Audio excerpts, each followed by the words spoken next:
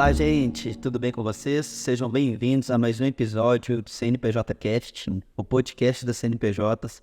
Hoje a gente não está com o nosso buster oficial, que é uma futura, que está com outros compromissos, mas vou fazer de tudo para que o episódio de hoje seja muito legal. E eu tenho certeza que vai ser, porque o convidado de hoje é um cara fantástico, um cara sensacional, que além de amigo, querido, é um contador, um conselheiro, empresário em vários ramos. Nós vamos descobrir quais são os ramos de atividade que ele tem. Mais de 10 anos aí empreendendo, tentando, levando valor para os seus clientes. Mas o que o currículo desse cara não conta é que ele é cadeirante, amante de cachaça e que adora dirigir seu Jeep aí em ralis, andando para essas terras de Minas aí. Então, meu amigo, seja muito bem-vindo. É uma honra te ter aqui no CNPJ Cast. Obrigado, Djan. Obrigado, CNPJs. A honra é minha, né? Vai ser um prazer. E vamos entregar para quem nos assiste uma conversa com rosas e, por favor, não retire os espinhos. Vamos aproveitar o momento para falar francamente, que é o que as pessoas precisam e esperam de nós. Sensacional, amigo. E vamos lá, vamos começar do início. Me conta aí como que é a história do Renildo. Renildo hoje tem 41 anos de idade, ficou tetraplégico aos 25 num acidente de mergulho em piscina.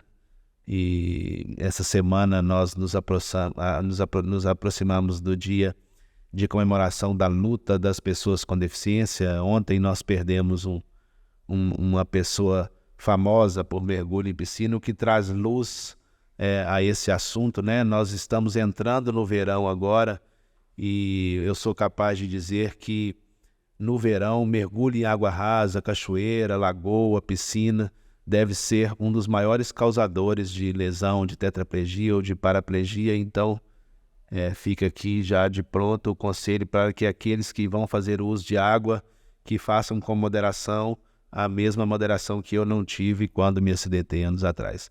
Sou do interior, sou filho de um pedreiro, filho de uma sacoleira, dos quais eu muito me orgulho. Vim para Belo Horizonte aos 15 anos para estudar num colégio interno, e nesse colégio interno eu tive ensinamentos que me permitiram escolher o caminho do bem, o caminho da retidão. Já fiz concurso público, fiz 7 concursos na vida, passei em 5. Fiz contábeis na PUC Minas, estou para estrear a minha primeira pós-graduação agora, mas em especialização tenho não sei quantas. O meu portfólio deve ter uns 300 certificados, literalmente não sei quantos, mas eu guardo todos, desde batismo, desde primeira comunhão, desde curso de especialização de toda a natureza. Eu tenho todos guardados, são os meus prêmios. Empreendo há um pouquinho mais de tempo, Djan, empreendo há quase 20 anos. Não sei se por escolha, talvez por necessidade, como a maioria dos brasileiros. Meu início na contabilidade foi em 2000, 2001. Depois eu deixei a contabilidade para virar polícia civil. A minha ideia era ser daqueles agentes que saltavam de helicóptero sem usar paraquedas. E aí a condição de cadeirante me fez repensar, já que eu não conseguia mais segurar uma arma ou me apresentar como tal, o que eu podia fazer? Eu podia voltar a ser contador e colocar a minha cabeça como instrumento de trabalho para que isso fosse o meu sustento. Hoje, além de uma contabilidade especializada na área da saúde, eu sou sócio de uma contabilidade de clínica geral, que eu gosto de assim dizer, que atende todos os segmentos. Sou sócio de um restaurante, de uma pizzaria, de uma empresa de legalização de outras empresas, e muito em breve eu pretendo trabalhar com hospedaria, com turismo, com um segmento em que o valor seja mais importante que o preço. Que legal, sensacional. E como que é essa visão de ser um multi-empresário, assim, um cara que mexe em várias áreas diferentes, desde contabilidade, a pizzaria, aí indo pro ramo de hotelaria? Como que é isso daí? Por muito tempo eu creio que eu fui aquele contador que orientava o empresário na forma fria da lei. E eu sentia que por mais que eu estivesse próximo, por mais que eu tentasse ser martelinho de dentista, por mais que eu me esforçasse, às vezes ou o empresário não entendia o que eu precisava que ele entendesse ou não seguia a orientação ao pé da letra. Então, eu quis experimentar o outro lado. E é por isso que hoje eu me averedo por outros negócios com a intenção de entender a real dificuldade de quem empreende nesse país, de custo Brasil, de carga tributária, de gestão de pessoas, de vendas, de administração como um todo. A razão principal, podemos dizer que foi para melhorar o renil do contador, para que o renil do contador possa seguir orientando de forma legal, mas também que ele tenha a compreensão daquilo que é possível ser feito. E é muito legal mesmo, porque essa visão, e aí fazendo um paralelo aí com a grande maioria dos contadores, ela é muito de tipo assim, o problema é sempre do empresário, né? A culpa é do empresário, eu não consegui fazer, eu não trouxe a documentação, eu não informou determinada situação e a culpa é do empresário. Mas poucos sabem como é estar do outro lado, né? E saber os desafios que tem de empreender no nosso país é muito difícil, né? Eu gosto muito quando você diz, Djan, que o problema do empresário é problema nosso, porque é problema nosso mesmo. Se ele morre, o negócio da gente morre. Se ele vive bem, o negócio da gente vive bem e nós vivemos bem. Então, eu estou nessa ampliação de negócio há pouco tempo, mas a experiência já tem me permitido uma orientação diferente daquela que eu fiz nos últimos 20 anos. Além da questão empreendedora e profissional, eu também sempre tive uma militância, quer seja estudantil, na época de segundo grau, participando do Grêmio, do jornalzinho, do rádio da escola, quer seja na época de faculdade, participando do diretório acadêmico, né? No meu caso, que sou filho da PUC, por exemplo, a gente questionava por que a faculdade não cumpria o programa de bolsistas, já que ela ela era beneficiada pela isenção do INSS patronal, então eu pude lutar por isso. E depois eu tive a oportunidade de participar de diretorias de sindicato, participando de negociações coletivas, dos dois lados, do lado laboral, do lado patronal. Eu também tive a oportunidade de ser dirigente de associação e entender que o propósito de uma associação é diferente de um sindicato, porque as pessoas estão ali porque querem, elas têm um objetivo comum.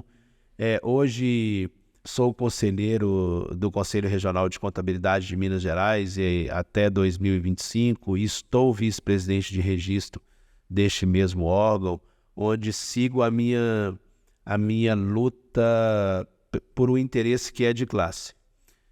Fiquei pessoa com deficiência no meio do caminho, né? A minha lesão completa 16, 17 anos agora, e tenho sentido no meu coração a vontade, a necessidade, a missão também de lutar por questões de inclusão, de equidade. Eu quero, a partir de agora, sempre que possível, fazer jus do local onde estou, da minha fala, do meu papel na sociedade, para lançar luz às pessoas com deficiência, aos idosos, aos negros, aos povos originários, às mulheres, enfim, todas aquelas pessoas que em algum momento se sentem em tribos minoritárias. Não, sensacional, muito bacana. E me conta um pouquinho de como que foi aí você contou que você teve uma história aí já em participar, né, de conselhos de classe, representações assim, mas como que é realmente ser um membro do CLC, um conselheiro do CLC, está como vice-presidente de registros, como que é carregar esse peso? Muito bem. É mais difícil para quem tem origem sindical ou origem questionadora, porque no sindicato nós podemos fazer tudo que, vamos dizer assim, a lei não proíbe. E enquanto estudante, a gente tem não é a inocência, mas é o sonho de mudar o mundo. E quando você chega no conselho, que é um órgão fiscalizador, é um órgão de registro, é um órgão que hoje, né, tem também a missão de promover o desenvolvimento profissional e a educação continuada, mas essa já é uma parte mais recente. Historicamente, ele sempre registrou, fiscalizou, regulou a profissão. Lá você só pode fazer aquilo que a lei diz que você tem que fazer, que você está obrigado a fazer. Então, ser conselheiro é muito mais proteger a sociedade do exercício profissional ou do mau exercício profissional. E eu até quero dizer aqui que quando eu protejo a sociedade, eu também protejo o próprio profissional, que é parte da sociedade. Mas é um trabalho muito mais difícil do que gratificante. Ele é, às vezes, contraditório, porque eu sou eleito por uma categoria que eu tenho que fiscalizar. Então, não é assim que a lei entende, mas o Renildo entende, por exemplo, que quem deveria eleger os conselheiros seria a sociedade, já que o papel dele é de fiscalizar e proteger a sociedade. Uhum. Mas entendam que eu sou eleito por aqueles profissionais que eu vou ter que registrar, manter os registros em dia, que eu vou ter que fiscalizar o exercício de profissão deles, que eu tenho telhado de vidro, então o meu exercício de profissão ele tem que ser ainda mais acompanhado muito mais de perto, com mais zelo, com mais observância às normas vigentes. Então, eu tenho descoberto que ser conselheiro é muito mais difícil do que ser membro de associação, do que ser sindicalista, do que ser empresário, porque lá as minhas ações são limitadas a cumprir o meu dever. É uma grande dificuldade. Nós temos conseguindo nos aproximar dos profissionais do Estado, porque entendemos também que podemos exercer ter uma atuação mais orientativa, e é o que temos feito, menos punitiva, avisar que vamos fiscalizar, e quando fiscalizamos, dar prazo para que o profissional ou a organização se regularize, de modo que o nosso objetivo não seja multar, não seja suspender o registro, não seja uma censura pública, não seja uma censura privada, mas que seja fazer com que todos sejam cumpridores da lei. Nós não podemos também abdicar de aplicar os rigores da lei. Não tem sido fácil ser conselheiro, mas tem sido muito proveitoso, e eu gosto de me basear naquilo que as pessoas dizem do trabalho da gente. A gente tem tido uma boa taxa de aprovação, acima de 90%, 100% nem Jesus conseguiu, mas não sossego. Tem questões que eu compreendo que deveriam ser tratados na esfera legislativa, que o local de debate é Brasília, não é no Conselho, e quando sou questionado por alguns profissionais, por exemplo, eu digo para eles que algumas questões eles precisam buscar resposta ou nos próprios sindicatos ou nas próprias associações, e não nos conselhos de classe, que tem esse tripé, essa função de registrar, de fiscalizar e hoje de promover o desenvolvimento profissional através da educação continuada. Perfeito. E que é um braço extremamente recente, né? A educação continuada é recente. Ela surgiu quando passou-se a ser exigido de alguns profissionais que eles cumpram anualmente uma quantidade de pontos. Ainda não são todos, mas hoje são os auditores, os peritos, os profissionais responsáveis por empresas registradas na Bolsa ou reguladas pela CVM, pela SUSEP, mas o meu anseio, a minha expectativa é que todos os profissionais da contabilidade registrado sejam alcançados pela obrigação da educação continuada, que é o que eu entendo que nos faz melhor.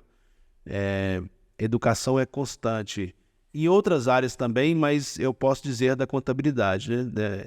Eu não vejo como possível você ser um bom profissional se você não estiver constantemente atualizado. Sensacional. E como você já adiantou aí, no mês de setembro tem o dia, né, que é o dia 21, que é o dia da luta, né, das pessoas com deficiência, e queremos tocar um pouco nesse assunto. E primeiro, você já contou um pouquinho de como foi, mas conta um pouquinho mais do acidente, como que aconteceu, como é que foi algum caso interessante da situação em si. Você pode dividir conosco, Renildo? Muito bem. O meu acidente aconteceu numa tarde de domingo. Eu estava num sítio no interior de Pedro Leopoldo, rodeado por 40 colegas que todos sabiam o que eram primeiros socorros. Todos tinham noção de primeiros socorros. E aqui na cidade grande, a gente recebe a informação o tempo todo de que em caso de acidente não mexa na vítima. Proteja o local e proteja a vítima. E eu estava dentro de uma piscina, boiando, e graças a um corte na cabeça que sangrou, eu pude ser socorrido. E eu lembro que ali fora as pessoas diziam assim, vamos socorrer, não vamos socorrer, vamos socorrer. Eu falei, gente, nós estamos numa zona rural, se não me socorrerem, o óbito é certo. E aí não tinha SAMU, não tinha bombeiro, a decisão da turma então foi me colocar deitado no banco de trás do meu carro e me levaram para o pronto-socorro de Pedro Leopoldo. E chegando no pronto-socorro de Pedro Leopoldo, o médico fez um exame que é chamado de ASIA, um exame de sensibilidade, aquele da agulhinha no joelho, do martelinho. Aquilo ali dá um diagnóstico muito preciso de uma lesão medular completa ou incompleta de altura. Já me encaminhou para o João 23, e do João 23 eu fui encaminhado para o Hospital da Baleia e fiz a cirurgia no dia seguinte. 2 dias depois eu tive alta. De lesão até cirurgia alta, tudo na minha vida aconteceu em 4 dias. Porque eu cheguei no João 23 e a missão do João 23 é estabilizar, é manter a vida, não necessariamente fazer uma cirurgia de emergência. Às vezes você chegou lá, foi estabilizado, você é colocado num estoque, numa fila que vai ser operado quando der. E aí chegou a sua cirurgia, mas chegou um caso grave, aquela equipe pode ser designada para estabilizar o caso grave e você fica naquele estoque, naquela fila de espera. Então o médico que me acolheu, ele me transferiu para a Baleia, o Hospital da Baleia, onde ele era o chefe da neurocirurgia. No dia seguinte ele fez a minha cirurgia, colocou uma artrodese aqui no pescoço. E como tinha uma bactéria que o hospital estava tentando controlar, e eu ainda tinha na família algumas pessoas que tinham experiência em cuidado de enfermagem, a decisão foi que o meu pós-operatório fosse em casa. Por isso que da lesão até a minha alta, contemplando uma cirurgia de alta complexidade que começou às 8 da manhã e terminou às 2 da tarde, eu só passei 4 dias no hospital. E quando eu vou conversar com outros tetas, geralmente eles ficaram 30, 60, ou tiveram coma. Enfim, eu graças ao bom pai, não tive nada disso. A história da lesão foi essa propriamente dita. Depois, durante o período de reabilitação, eu fui assistido pelo Sara e eu tinha algumas coisas que eu tinha como meta, que era voltar a dirigir, era ter uma conquista, vamos dizer, de uma mulher que tivesse me conhecido na cadeira. Não serviria uma conquista de uma mulher que já me conhecesse andando, porque essa questão de masculinidade, né, de você se medir a partir da condição que você está. E eu também fui estudar para concurso público, porque eu entendia que eu podia me valer ali das cotas, enfim. Então foi esse período que eu fiz alguns concursos. Acabei não ficando porque eram carreiras de segundo grau e a remuneração era menor do que aquilo que eu podia ganhar como contador, razão pela qual voltei para o mercado. Conquistei, sou casado hoje com essa conquista. Ela já me conheceu na condição de cadeirante, voltei a dirigir, e enfim, tudo que eu tenho hoje, tudo que eu construí, vamos dizer que é pós-lesão. Eu não tenho nada, nem questão de relacionamento, nem questão de negócio, nem questão patrimonial. Tudo foi construído nesses últimos 16 ou 17 anos. É tudo literalmente pós-lesão. Até aqui, como eu disse, eu nunca militei, eu nunca me senti representante, também nunca fui convidado a representar as pessoas com deficiência, mas eu sinto que agora que eu ocupei um local que eu também nunca imaginei chegar, eu faço questão de registrar que a vice-presidente de registro, que eu tenho lutado muito para desempenhar um papel igual ou melhor aos meus 2 ou 3 antecessores, e os números têm dito que a gente tem conseguido, mas já é um local que eu nunca imaginei, eu não planejei, eu não esperava estar nesse local agora. Tenho outras ambições, poder falar sobre inclusão na prática mesmo, de verdade, e eu espero fazer isso nos próximos anos, porque eu sofro na pele diariamente, cotidianamente, e eu entendo que é diferente eu falar de inclusão e uma pessoa que não vive o que eu vivo falar de inclusão, né? Nós ouvimos muito, por exemplo, o termo empatia, que é colocar no lugar do outro. Mas como é que você se coloca no lugar de um cadeirante? Como é que você se coloca no local de uma pessoa que não enxerga, que não tem visão? Como é que você se coloca no local de uma mulher que é agredida? Como é que você se coloca no local de uma pessoa que sofre preconceito pela cor da pele? Então, mais do que praticar a empatia, a provocação que eu quero fazer é que nós, enquanto seres humanos, precisamos de ouvir e de analisar e de respeitar a opinião do outro sob a perspectiva do outro. Então, não é trocar de lugar comigo, é entender a minha opinião sobre a minha perspectiva.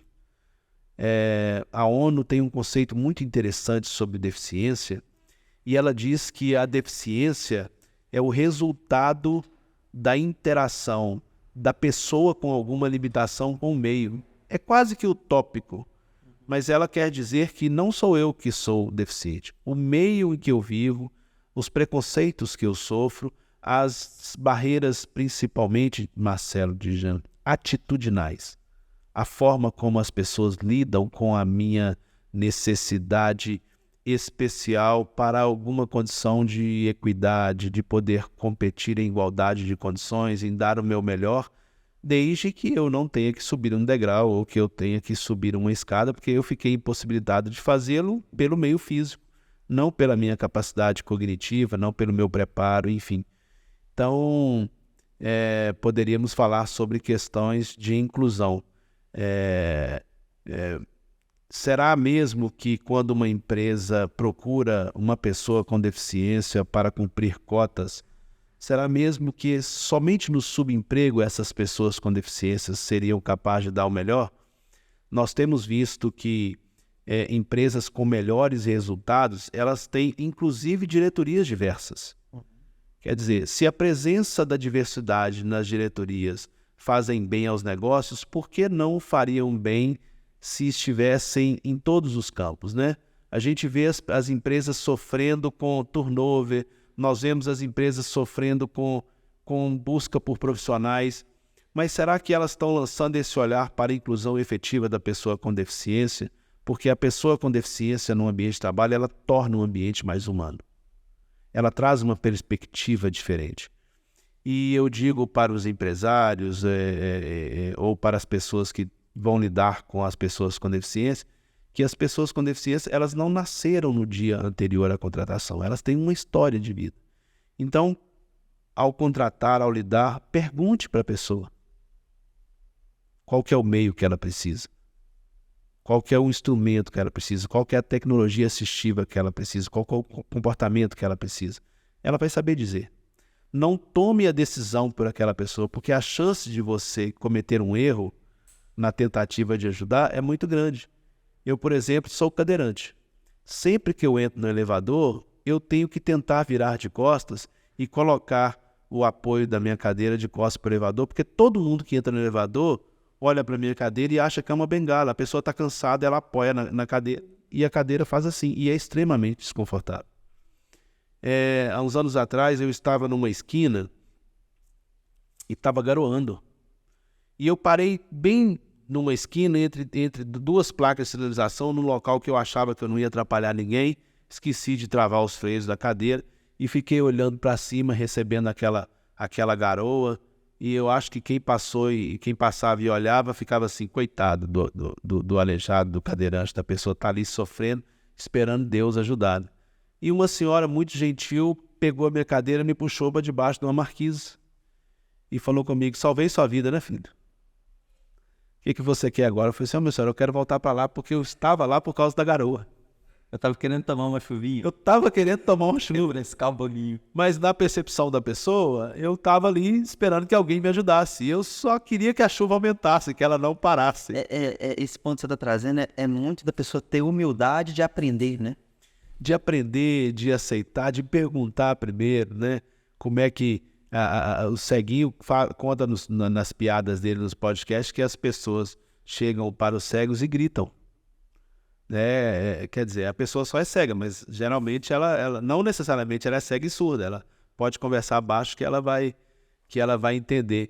E assim, Djan, eu posso te contar inúmeros casos em que eu sofri alguma discriminação, algum preconceito, alguma rejeição pela condição de cadeirante. Um caso trabalhando, por exemplo. Anos atrás, eu fui atender uma fiscalização de uma rede de farmácias em que um fiscal do interior de Minas tinha pedido 10 anos de arquivo Sintegra.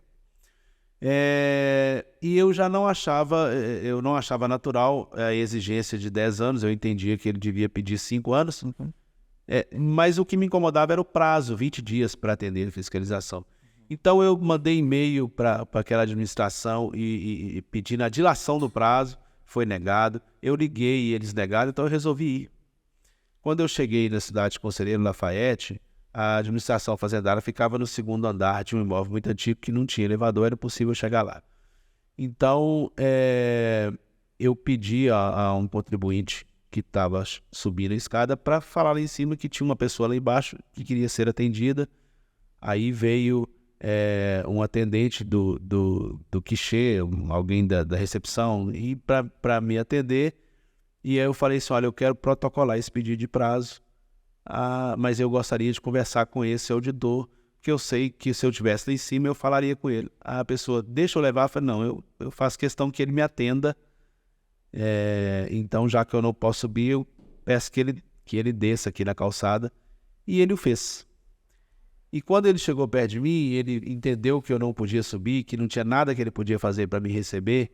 E eu percebi que ele estava consternado, constrangido com aquela situação. E ele perguntou, o que você quer? Eu falei assim, rapaz, primeiro eu quero te agradecer por você ter descido aqui para me atender. E eu não quero nada não, eu só quero que você aumente esse prazo aqui de 20 para 60 dias, porque eu vou conseguir te entregar os 10 anos de Sintegra, que você só devia estar me pedindo 5, mas eu não consigo em 20 dias. E aí, na hora, onde que eu assino? Ele deferiu o meu pedido, aumentando o prazo, e ele entendeu que 10 anos era muito e diminuiu para 5. Mas ele só o fez porque ficou constrangido ao ver que quem estava trabalhando para atender aquela fiscalização era uma pessoa com deficiência.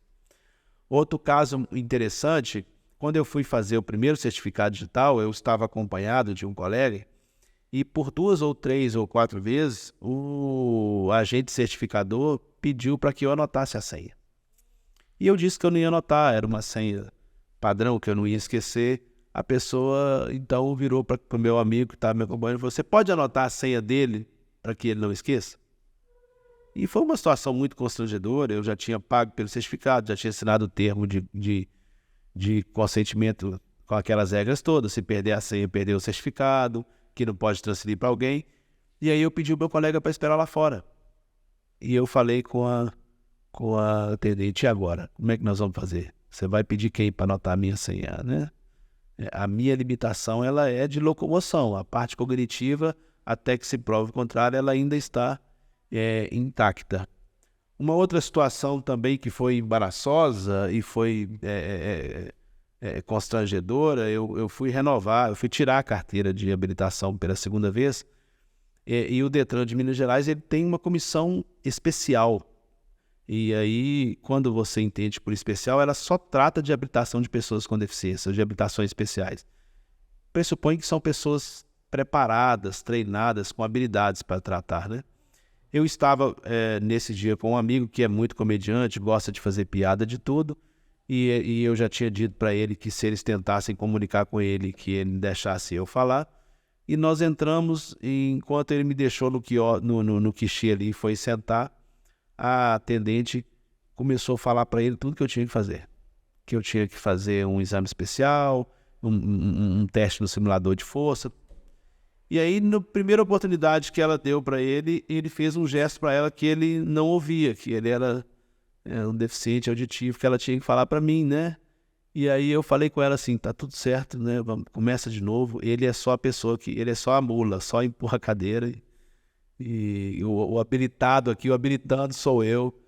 Foi uma situação bastante constrangedora. Eu passo também muitos outros constrangimentos sempre que estou acompanhado da minha bela esposa, porque é quase que natural no ser humano a ideia de que uma pessoa com deficiência, com qualquer que seja ela, não possa ter.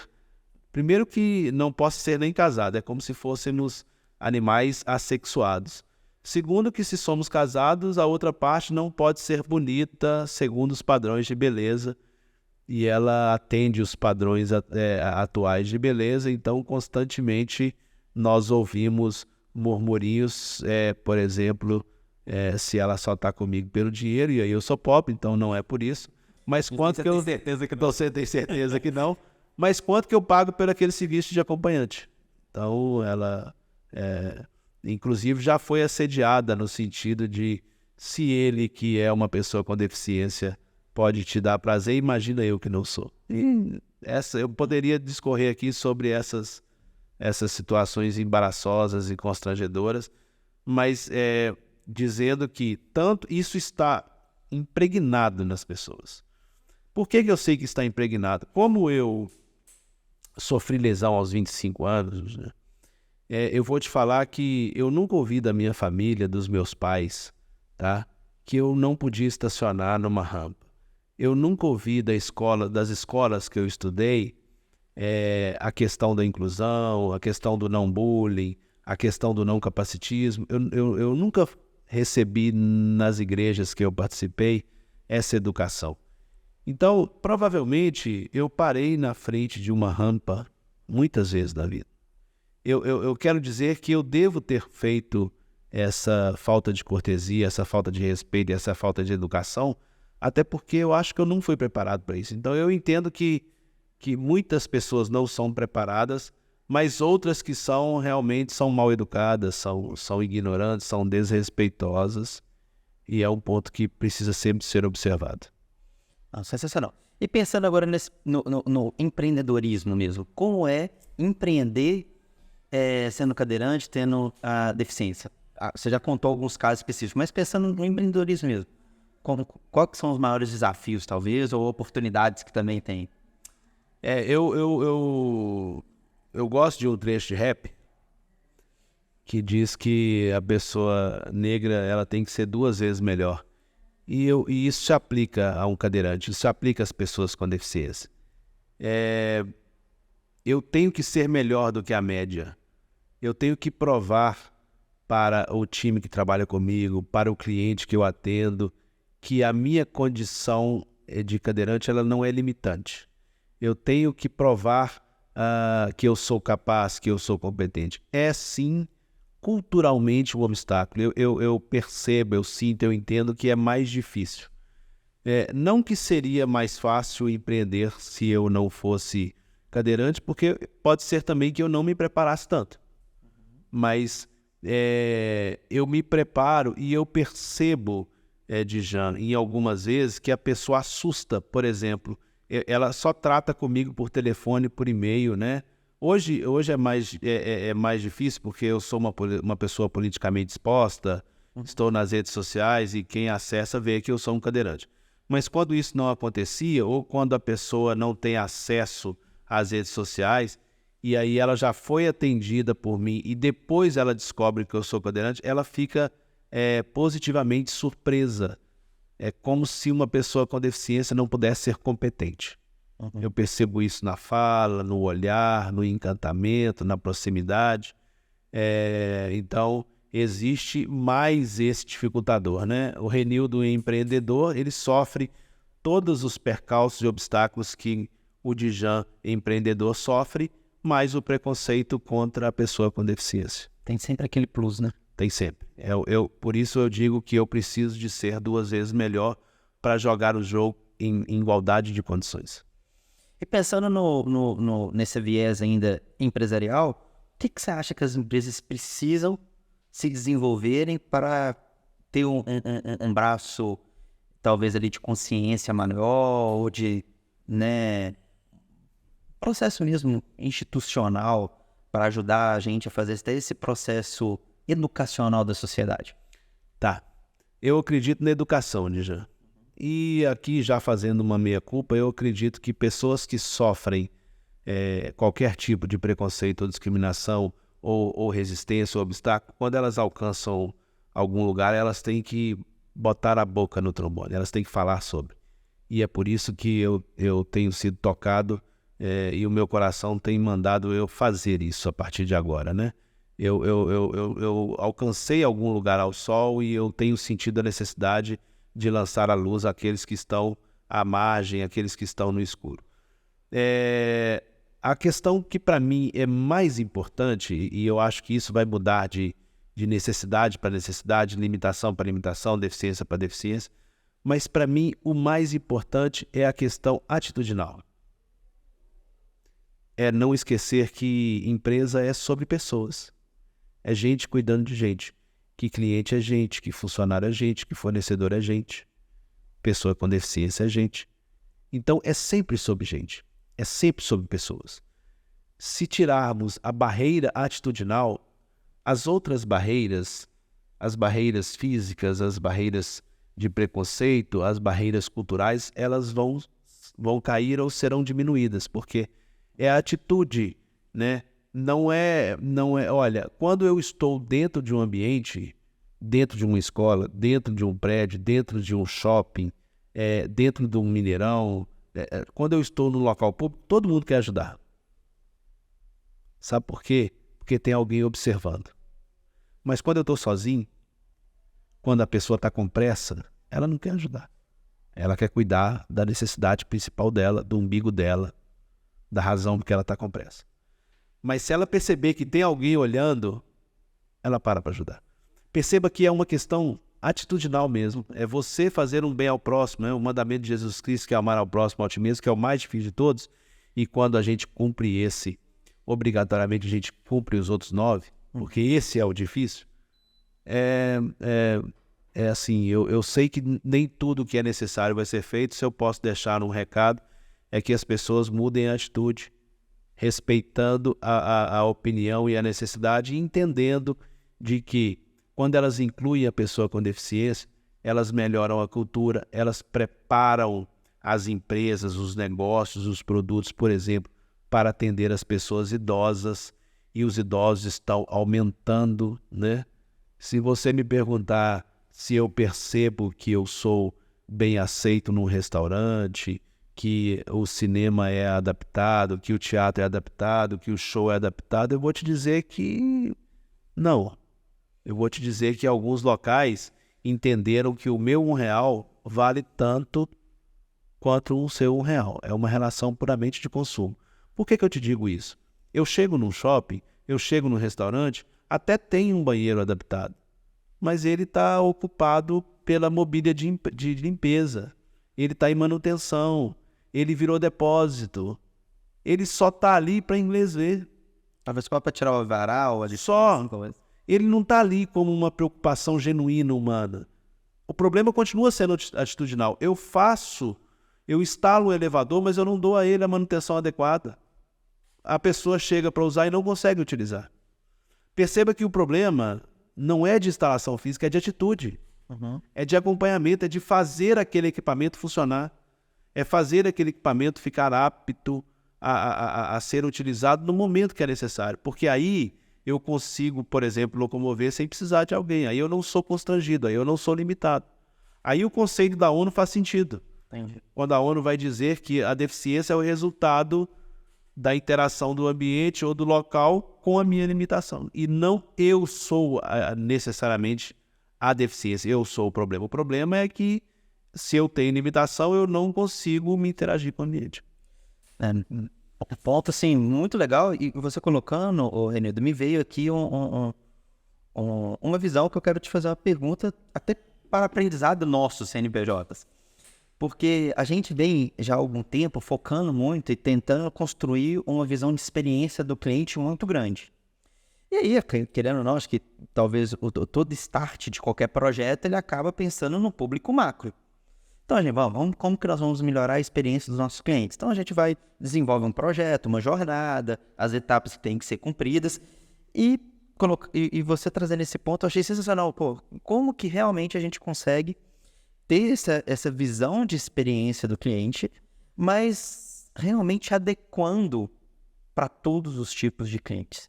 E só fazendo um parênteses bem legal, a gente já teve uma situação na CNPJ, é uma coisa que eu tenho assim no meu coração com responsabilidade, que a gente futuramente precisamos nos organizar para isso, é que a gente teve um cliente que nos ligou aqui querendo conhecer a CNPJ, viu CNPJs, né, pelas redes sociais, pelo site, achou super legal, mas perguntou se a gente era acessível para cadeirante.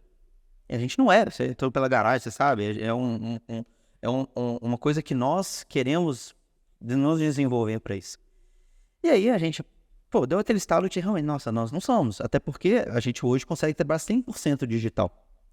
E aí a pessoa falou assim, nossa, eu queria muito contratar vocês, mas eu não vou contratar porque eu quero ter um prestador de serviço no qual eu possa ir. E isso vem batelando na minha cabeça já há algum tempo, e isso é uma coisa que a gente até trouxe para a nossa cultura nesse último semestre, que é uma visão mais consciente, tanto consciência ambiental, social e educacional, né? E a social entra muito em a gente ser apto não sei se o termo correto seria adaptável para qualquer negócio ou seria realmente inclusivo para qualquer negócio, para qualquer pessoa, para qualquer situação. E aí eu pensei, com você trazendo isso, eu coloquei, como nós empresas, ou pode até usar, como a CNPJ, na sua visão, pode ser uma empresa que realmente exerce uma boa experiência nas pessoas pensando, né, em sermos mais inclusivos.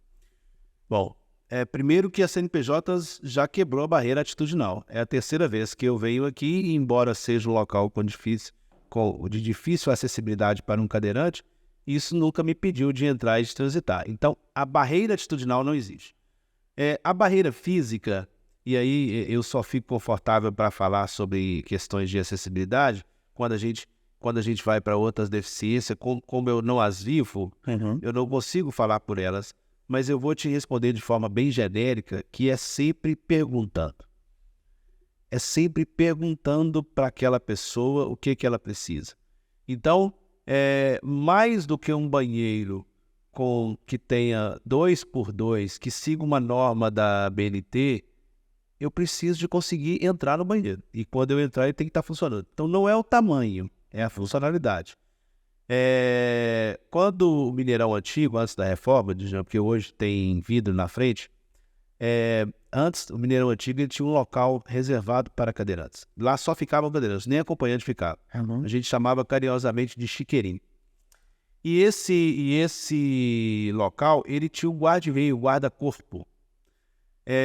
E a barra de cima de ferro desse guarda-corpo, ele tinha umas 5 polegadas. E ele ficava na direção do olho. Literalmente quem está sentado. Por que eu estou te falando isso? Porque ele foi feito, aquela norma, e estava de acordo com a norma, no equipamento público. Só que quem desenhou aquela norma não sentou numa cadeira de rodas para ver se ela era funcional. Qual que era a preocupação de quem desenhou aquela norma? Olha, se a pessoa ficar em pé aqui e apoiar, ela vira. Ok? Só que aquilo que é feito para resolver um problema causa outro. Nenhum cadeirante ficava no local porque a gente não conseguia ver o jogo. Tudo que eu via na minha frente era uma barra de ferro com, sei lá, 200 milímetros, ali tinha 20 centímetros e não dava. Ou eu tinha que subir, ou eu tinha que descer, eu não conseguia assistir o jogo. Hoje eles resolveram isso. Então, eu acho que as empresas que têm essa preocupação, essa iniciativa, elas vão ter sempre que perguntar. Por que perguntar? Veja bem, olha que interessante. A Constituição Federal, ao longo dos anos, ela foi tentando evoluir em como chamar as pessoas com deficiência. E eu não sei se nessas tentativas, se elas perguntam para as pessoas com deficiência como elas gostariam de ser chamadas. Mas no início, eu fui chamado de aleijado, de defeituoso. Depois a legislação evoluiu um pouquinho e eu fui chamado de excepcional. E hoje eu tenho a minha percepção sobre excepcional, ela é outra. Depois evoluiu mais um pouquinho e eu fui chamado pela legislação. E aí toda vez que eu sou chamado de legislação, somos nós todos me chamando, porque todos somos a legislação. Eu fui chamado de pessoa com necessidade especial Eu gosto desse termo até porque eu sempre associo a necessidade especial, por exemplo, à minha necessidade de ganhar na Mega Sena, que ainda não aconteceu. Mas essa é a minha necessidade especial. Você joga, pelo menos? Não jogo, eu fico mais difícil. Depois eles me chamaram de portador de necessidade especial. Eu também gosto desse termo, Djan, porque quem porta a necessidade especial, de vez em quando ele pode sair de casa sem aquela necessidade especial. Né? Não, hoje eu não sou deficiente, eu não sou cadeirante, hoje eu não vou portar, né?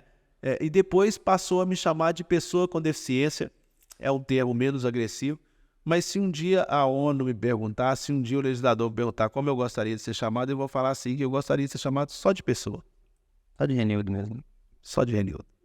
Não precisa de rotular, assim como você não chama o loiro de pessoa loira, você que tem um par de olhos bonitos de pessoa com olhos bonitos, eu gostaria de ser chamado só de pessoa. Eu acho que o caminho da educação é o caminho de perguntar para as pessoas como elas se sentem bem, como elas gostariam de ser chamadas e o que é necessário para incluí-las de fato mesmo. Assim. Ainda que seja a distância, ainda que o trabalho seja remoto, o que eu preciso de proporcionar, de criar para que você consiga dar o seu melhor? Esse é o ponto. Porque nós colocamos todo mundo para trabalhar em casa. Mas será que a condição de luminosidade é adequada? Será que o móvel é ergonomicamente adequado? Será que o controle de ruído é adequado? Será que o equipamento de áudio e de vídeo é adequado? Não tem ruído, não tem ruído, é limpo, agride, não agride? Será que a internet naquele local é adequada? Será que aquele local oferece as condições ideais para... Aí não é nem só uma questão de ser ou não ser pessoa com deficiência, né? Atende qualquer limitação. Então, eu acho que é um pensamento mais amplo assim nessa. Inclusão, ao meu ver, não tem uma formulazinha mágica, vai ser ad eterno construída, né? Outras pessoas vão trazer outros valores. Pode ser que alguém goste de ter alguém pendurado na cadeira, mas não é a minha experiência. Eu não gosto que alguém chegue e apoie. E a pessoa faz isso como se tivesse escrito aqui, apoie aqui, literalmente. É quase que uma consequência. É um movimento natural que me faz ficar torto. É um problema danado. Mas se for um cara pesadinho igual eu, então você quase vira pra trás. Não vira porque tem um apoio aqui. Nossa, sensacional, Renildo. Que aula mesmo. Nossa, tenho certeza que quem tá nos acompanhando aí tá, no mínimo, com as caixinhas do cérebro fazendo assim, pipocando, pra realmente a gente ter essa visão que, como você falou muito bem, não tem como, né? Não existe nenhuma fórmula mais da gente se colocar no lugar do outro. Eu não concordo com isso. E realmente eu vejo que a melhor forma é perguntando, e isso foi sensacional. E muito obrigado por ajudar a CNPJ a estar cada vez mais consciente aí. E um dia você ainda vai chegar aqui, a gente vai estar 100% não só consciente, não só como atitude, mas também fisicamente Vamos inaugurar. estruturado para isso. Vai ser um prazer. E agora, Renildo, nós vamos para um momento assim que a gente mais gosta aqui do CNPJ Cast, que é o momento empreendedor CNPJ, que a nossa ideia é realmente dar dicas para quem está empreendendo, para quem tem desejo de empreender, para quem está talvez com aquele receio de cometer os primeiros erros. É dicas mesmo, a ideia é dicas. E aí a primeira que eu quero que você conte pra gente aqui é um erro que você cometeu e que você não cometeria, mas que teve muitos aprendizados sobre ele. Tá bem. Então eu vou focar na prestação de serviço. Porque na parte comercial a minha experiência ainda é pouca. Eu ainda estou na parte de cometer erros, assim. Os meus erros ainda são maiores que os meus acertos. Mas na parte de prestação de serviço, o maior erro que eu cometi foi ser generalista, Djan. Eu sou um contador que tem uma noção sobre todas as áreas de conhecimento da contabilidade. Eu sei um pouquinho de auditoria, um pouquinho de perícia, um pouquinho de CMS, um pouquinho de PIS/COFINS, um pouquinho de cumulatividade, um pouquinho de não cumulatividade, um pouquinho de lucro real, um pouquinho de Simples Nacional, um pouquinho de lucro presumido, um pouquinho de terceiro setor, um pouquinho de indústria, um pouquinho de comércio, um pouquinho de serviço, um pouquinho de fiscalização, um pouquinho de burocracia, mas eu não virei especialista em nada. Então, ao ponto que ser generalista me trouxe até aqui, não ser especialista também me impede de escalar. Eu vejo hoje, eu tenho 41 anos de idade, e eu vejo profissionais com 22, 23 anos que escolheram se especializar num assunto construindo autoridade. Logo tendo ascensão de carreira, tendo remuneração até melhores que a minha, porque eles fizeram um caminho que eu não fiz e eu não recebi essa orientação lá atrás. Também não sei se eu tivesse recebido, se eu teria feito, mas se eu posso deixar uma recomendação para quem está em início de carreira em serviço, é que escolham uma área de atuação. Sejam autoridade naquela área.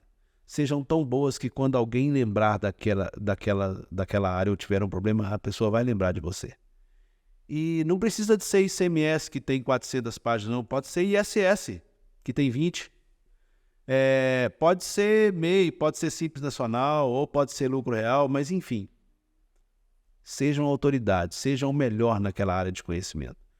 Entendam um pouquinho das outras, mas não façam o que eu fiz. Não passem tanto tempo tentando aprender um pouco de tudo, porque isso vai te manter empregado, mas isso não vai te colocar nos melhores postos, nas melhores condições.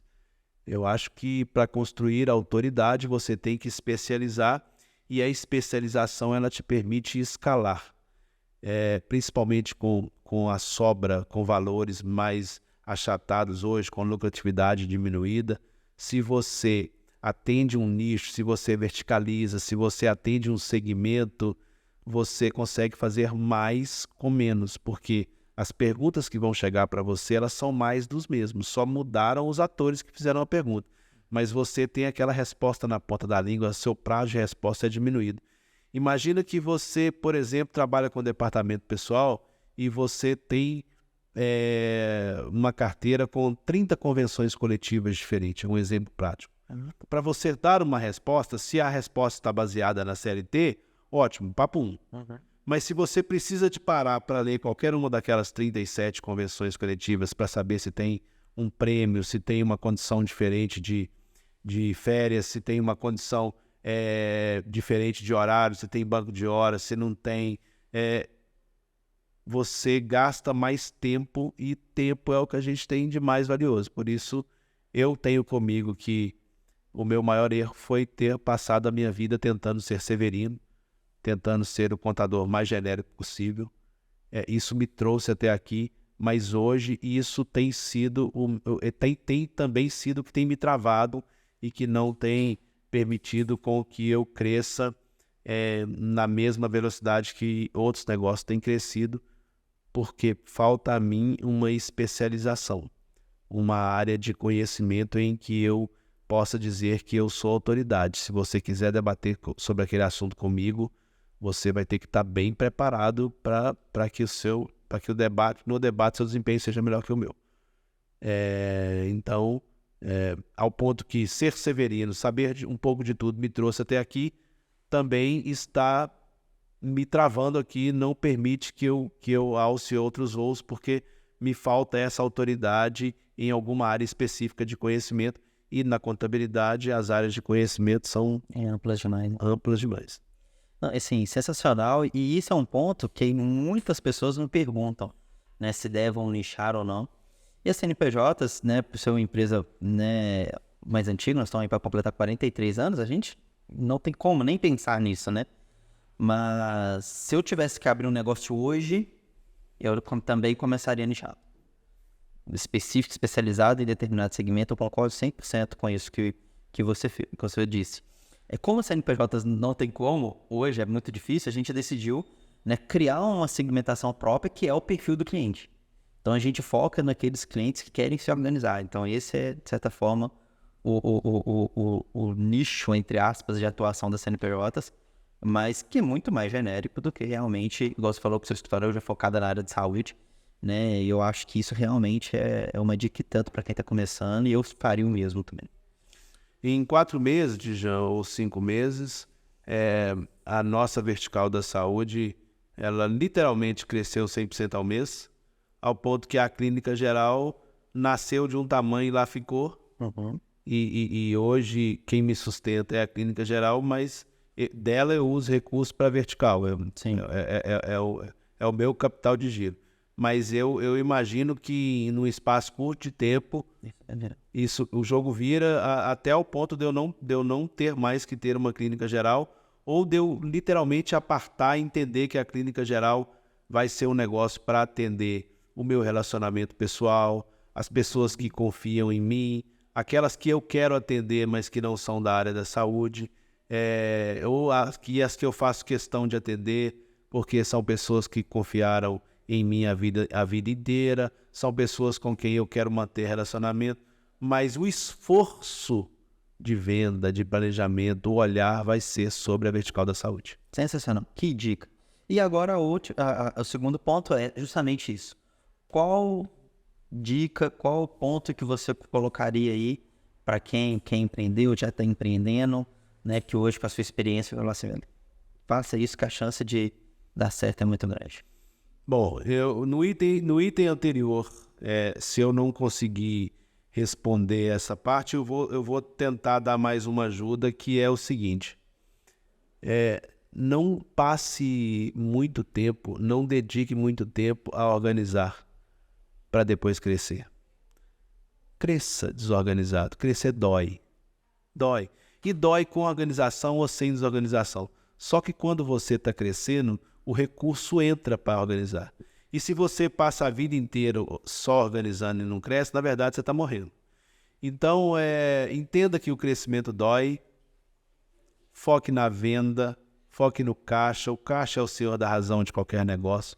O que importa é o resultado, é o lucro que te possibilita fazer novos investimentos, manter o negócio em pé.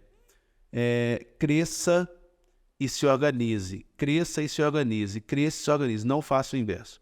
Eu também passei muito tempo só ficando estruturado, ficando numa zona de conforto, por exemplo, de ter um time maior do que o que era necessário, porque eu tinha expectativa de que se entrasse um cliente grande eu estava pronto, de que se alguém saísse eu estava pronto, e hoje eu não tenho mais esse olhar. Hoje o olhar é de crescer e acertar, crescer e acertar, crescer e acertar.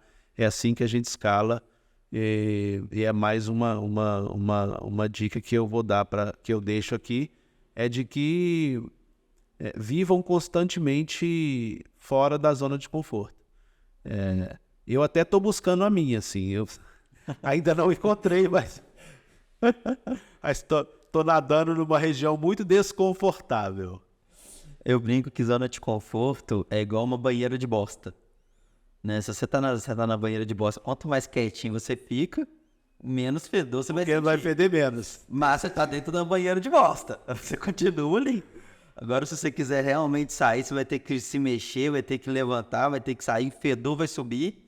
Mas para você sair da banheira de bosta, que é a zona de conforto, você realmente tem que se mexer, tem que ir, tem que se desdobrar ali para sair, sentir esse fedor, que é a dor mesmo do desenvolvimento, do crescimento. Mas depois você toma um banho, passa um sabonete ali, um shampoozinho, fica cheirosinho e pode ir para realmente a zona de crescimento, que é a mais importante. E para fechar, Dijan, é venda. Vendeu, colocou para dentro, é a percepção da experiência do cliente, é o pós-venda, é esse acompanhamento que, pelo menos na academia de ciências contábeis, nós não aprendemos. Nós aprendemos a ser técnicos. Nós não aprendemos a encantar, nós não aprendemos a manter a conquista, nós não aprendemos a seduzir, nós não aprendemos a proporcionar uma boa experiência. Quase que nós fomos treinados só para aprender a trabalhar para o fisco. Então, nos permitir entender que trabalhamos para os empresários, para que os negócios existam, ainda que o custo do Brasil seja uma coisa tão pesada, um fardo que o empreendedor desse país carrega. Então, foque no crescimento, foque na venda, foque no caixa, que é o senhor da razão, na experiência do cliente, no encantamento, na manutenção, na observância das leis, é claro, senão aquele órgão fiscalizador te alcança e não podemos nos furtar de fazê-lo, mas seguindo essa cartilha de crescimento, de desconforto e de atendimento e encantamento do cliente, eu tenho que o sucesso é algo inevitável, ele vai ser uma consequência breve e curta. E eu concordo 100% com você, 100% mesmo, tanto que aqui na CNPJ a gente tem a nossa metodologia, né, que é o método A Coisa, que realmente é o acrônimo, né, desses 6 pilares para mim de qualquer negócio, né? Que é atração, conversão, operação, informação, satisfação e administração. A gente entende que, pô, você tem que atrair, então se você não está atraindo, seja por marketing digital, seja por processo de indicação, seja com uma placa, seja por processo de outbound, seja por prospecção ativa, você tem que ter uma forma de atrair. Ocorre que não adianta nada você ter uma atração muito boa, mas não conseguir converter. E pra gente, conversão é venda mais integração do cliente. Se eu não integro o cliente no meu modelo de negócio, eu estou gerando uma bomba lá, um câncer para dentro da minha operação. Depois a gente precisa da operação. A operação, igual você falou, a parte técnica, ela tem que ser muito bem feita. Eu brinco que aquele feijão com arroz tipo, o cara fala, que feijão com arroz sensacional. Ele precisa ser muito bem, é o porquê que a gente existe. Caneta Bic. Isso daí, caneta Bic. Ocorre que essa operação, ela precisa gerar informação. E a informação não é informação para o fisco, que é o que a gente já gera na própria operação, que é as obrigações acessórias. É gerar informação para o cliente. E com essa informação que eu gero para o cliente, eu trabalho a satisfação dele. E para isso funcionar muito bem, eu preciso ter uma excelente visão administrativa. Eu tenho que enxergar, e isso acho que é um desafio para a grande maioria das empresas contábeis, que eu não sou só um escritório de contabilidade, eu sou uma empresa contábil. E isso é o que eu acho que muda o jogo. E é muito legal que a gente criou o método A Coisa, ou pelo menos começou a desenvolver esse método A Coisa lá em meados de 2018, início de 2019. E cada dia que passa, mais eu vejo que isso faz sentido. Com cada situação que a gente conversa, com cada amigo, com cada pessoas que a gente vai tendo trocas de ideias, realmente faz muito sentido. E assim, encaixa como uma luva nesses pontos que você trouxe. Que aula, amigo. Nossa, pra mim foi um prazer. Foi uma honra. Obrigado. Muito, muito, muito, muito obrigado. Tenho certeza que quem nos acompanhou aqui, saiu com um caderninho lotado de anotações, de insights, assim. O bate-papo foi sensacional. Fiquei realmente muito, mas muito feliz de te receber aqui no CNPJ Cast. E deixe aí suas considerações finais, suas redes sociais. Quem quiser conhecer um pouquinho mais do Renildo, fique à vontade, amigo. Primeiro, beijo no coração de quem ficou até o final, de quem assistiu até o final, a qualquer tempo. Se eu não conseguir responder no dia, eu sempre respondo. Meu Instagram é Renildo Dias de Oliveira, meu Facebook é Renildo Dias de Oliveira. Enquanto membro da coisa pública, a função da gente é servir. Então, dúvidas serão respondidas, ataques desnecessários serão desconsiderados. E quem quiser conversar sobre negócios ou sobre inclusão, sobre questões reais, estou sempre à disposição. Agradeço demais a você, a CNPJ, a oportunidade de estar aqui. Um beijo no coração de todos. A gente te agradece. Foi um prazer, um privilégio, uma honra de ter você aqui no CNPJ Cast. Gente, quem nos acompanhou até aqui, não deixa de curtir, de compartilhar com seus amigos, pra gente continuar sempre levando conteúdo de qualidade. E não se esqueça, dia 22 de novembro tem o Conecta CNPJs. Vai ter muito, mas muito conteúdo lá e ainda tá para surgir muitas surpresas. Então não deixe de seguir nossas redes sociais e nos vemos no próximo CNPJ Cast. Valeu!